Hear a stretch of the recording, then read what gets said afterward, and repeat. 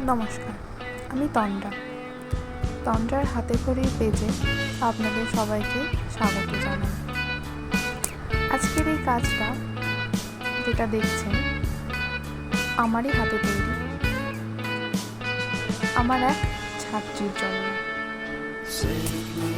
এখন সে যদিও আমার ছাত্রী নয়, এক সময় সে ছিল আমার ছাত্রী। তার জন্মদিন সামনে, সে হঠাৎ একদিন আমায় বলে, দিদি আমার জন্মদিন, তার জন্য তোমাকে একটা কাজ করে দিতে হবে। তখনই আমি রীতিমতো বুঝতে পেরেছিলাম যে সে এই কাজের কথাই আমাকে বলেছে।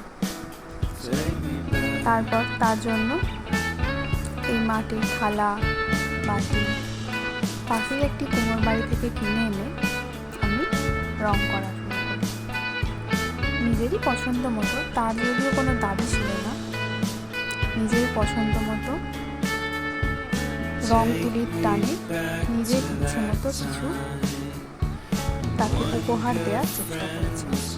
সবাই জানাবেন আমার কাজটি কেমন হয়েছে। ভালো লাগলে পেজটিকে সাপোর্ট করবেন, একটি লাইক ও শেয়ার করবেন। ধন্যবাদ।